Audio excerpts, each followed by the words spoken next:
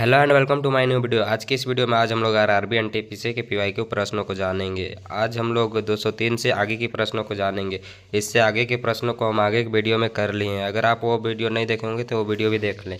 आज का पहला प्रश्न है हम लोग का 203 से आगे के प्रश्न। आज का प्रश्न है, निम्न में से कौन सा एक सुषुप्त ज्वालामुखी है? बताना है इनमें से कौन एक सुषुप्त ज्वालामुखी है। 4 ऑप्शन में से। तो ऑप्शन ए में हम लोग का जापान में स्थित सकुराजिमा, ऑप्शन बी में अंटार्कटिका में स्थित माउंट एरेबस, ऑप्शन सी में इटली में एटना, ऑप्शन डी में हवाई द्वीप में स्थित मोना लोआ। तो इसका राइट आंसर हो जाएगा हम लोग का ऑप्शन नंबर डी, हवाई द्वीप में स्थित मोना लोआ is a correct answer. Option number D इसका करेक्ट आंसर हो जाएगा। फिर अगला प्रश्न हम लोग का,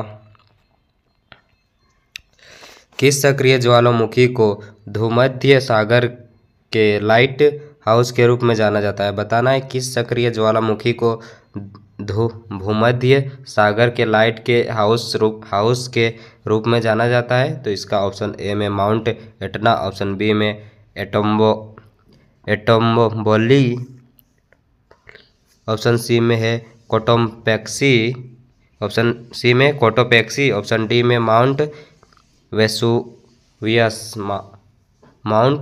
वेसुवियस। तो इसका राइट आंसर हो जाएगा हम लोग का option number B, Stromboli is a correct answer.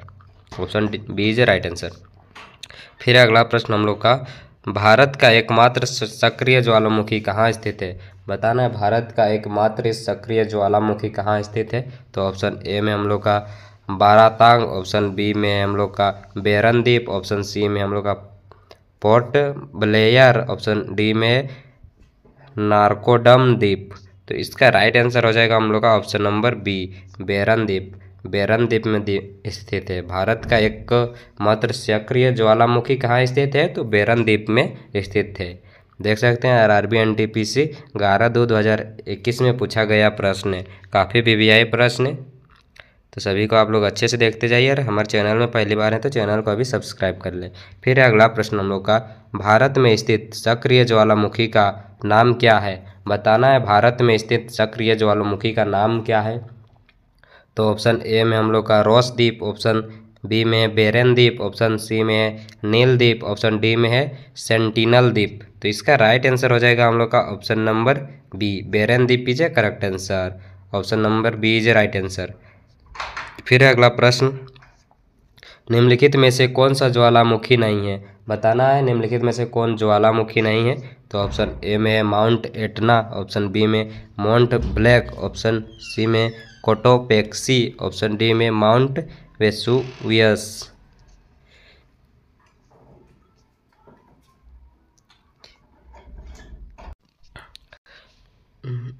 इसका करेक्ट आंसर हो जाएगा option number B, Mount Black is a correct answer.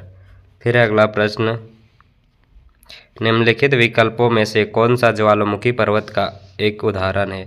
बताना है इनमें से कौन ज्वालामुखी का एक उदाहरण है? तो ऑप्शन ए में है अपलाचियन, ऑप्शन बी में हिमालय, ऑप्शन सी में यूराल, ऑप्शन डी में फुजियामा। तो इसका करेक्ट आंसर हो जाएगा हम लोग का option number D, Fujiyama is a correct answer. Option D is a right answer. अगला प्रश्न है, इनमें से कौन पृथ्वी पर उपस्थित सबसे बड़ा ज्वालामुखी है?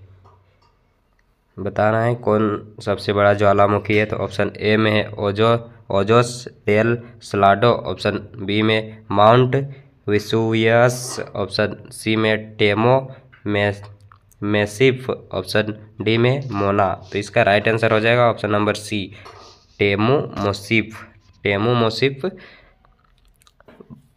पृथ्वी पर उपस्थित सबसे बड़ा ज्वालामुखी है। Option number C is a correct answer. फिर अगला प्रश्न, नाइटी ईस्ट रिज जो एक अंत समुद्री ज्वालामुखी रिज है, कौन से महासागर में स्थित है? तो ये ऑप्शन नंबर सी, हिंद महासागर में स्थित है। ऑप्शन नंबर सी इसका करेक्ट आंसर हो जाएगा। फिर अगला प्रश्न, ब्लैंक स्पेस टापू भारत का एकमात्र सक्रिय ज्वालामुखी है। ब्लैंक स्पेस में क्या भराएगा बताना है? तो ऑप्शन ए में बेरन, ऑप्शन बी में ओएस्टर रॉक, ऑप्शन सी में है वाइपर, ऑप्शन डी में है हेवलॉक। तो इसका राइट आंसर हो जाएगा ऑप्शन नंबर ए बेरन। बेरन टापू भारत का एकमात्र सक्रिय ज्वालामुखी है। Option number A is a correct answer. फिर अगला प्रश्न, माउंट सेंट हेलेना द्वीप सक्रिय ज्वालामुखी स्थित है, कहाँ स्थित है? तो ऑप्शन ए में है जापान, ऑप्शन बी में भारत, ऑप्शन सी में संयुक्त राज्य अमेरिका, ऑप्शन डी में है चिली। तो इसका राइट आंसर हो जाएगा ऑप्शन नंबर सी संयुक्त राज्य अमेरिका। माउंट सेंट हेलेना द्वीप सक्रिय ज्वालामुखी संयुक्त राज्य अमेरिका में स्थित है। फिर अगला प्रश्न है आर्द्रता एवं वर्षा से बर्फ भक्षक के रूप में जानी जाने वाली चिनूक हवा निम्न में से किस महाद्वीप में बहती है? बताना है कौन से महाद्वीप में बहती है। तो इसका ऑप्शन ए में है ऑस्ट्रेलिया, ऑप्शन बी में है एशिया, ऑप्शन सी में अफ्रीका, ऑप्शन डी में उत्तरी अमेरिका। तो इसका करेक्ट आंसर हो जाएगा ऑप्शन नंबर डी उत्तरी अमेरिका में बहता है। बर्फ भक्षक के रूप में जानी जाने वाली चिनूक हवा। फिर अगला प्रश्न, एल नीनो एक परिघटना है जिसके दौरान पेरू के तटवर्ती क्षेत्रों में उष्ण समुद्री धाराएं प्रकट होती है। यह परिघटना किस महासागर में होती है? ऑप्शन ए में प्रशांत महासागर, ऑप्शन बी में अटलांटिक महासागर, ऑप्शन सी में आर्कटिक महासागर, ऑप्शन डी में हिंद महासागर। तो इसका करेक्ट आंसर हो जाएगा ऑप्शन नंबर ए प्रशांत महासागर में। Option number A is a correct answer. फिर अगला प्रश्न, बादल के निम्न प्रकारों में से असंगत का चयन कीजिए। असंगत का चयन कौन होगा बताना है। ऑप्शन ए में है पच्छाव कपासी, ऑप्शन बी में कपासी, ऑप्शन सी में पच्छाव, ऑप्शन डी में पच्छाव स्तरी। तो इसका करेक्ट आंसर हो जाएगा ऑप्शन नंबर बी कपासी is a correct answer. Option number B is right answer. फिर अगला प्रश्न है भारतीय उपमहाद्वीप सामान्य इनमें से किस प्रकार की ज्वालामुखी के लिए प्रसिद्ध हैं? तो इसका करेक्ट आंसर हो जाएगा ऑप्शन नंबर ए उष्णकटिबंधीय मानसून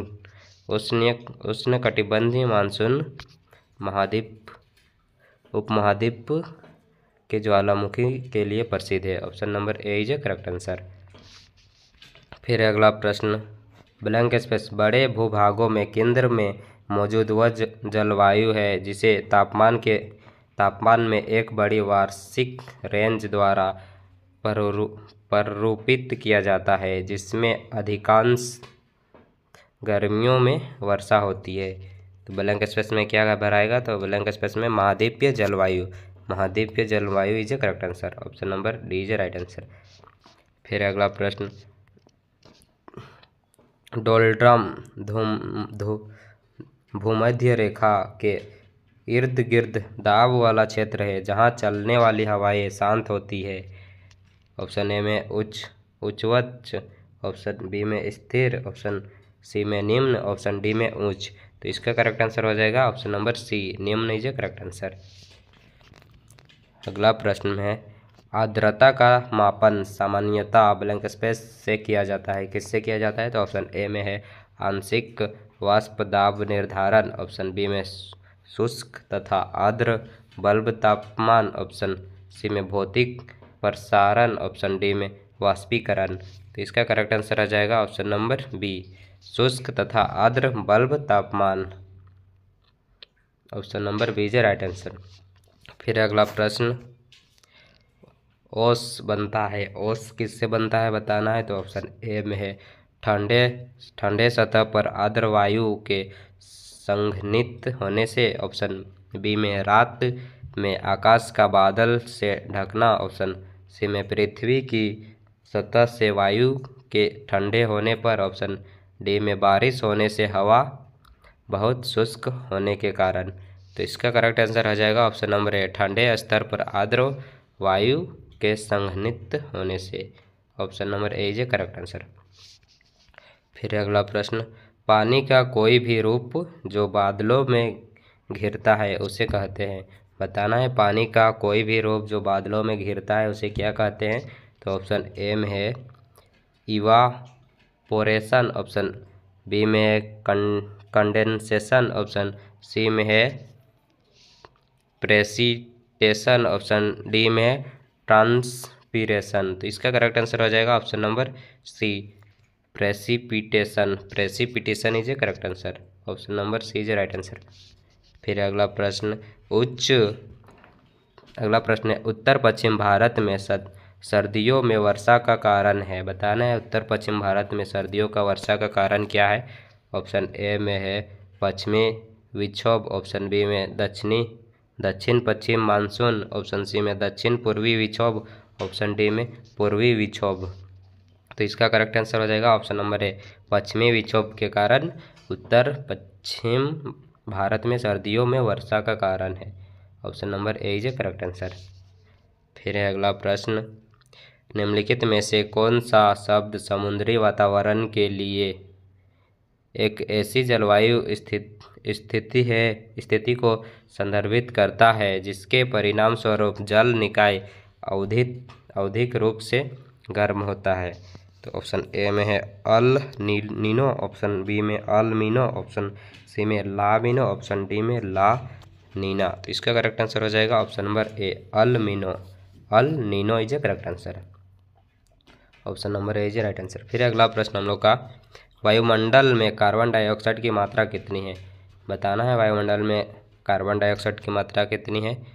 तो इसका करेक्ट आंसर हो जाएगा हम लोग का ऑप्शन नंबर ए 0.03%।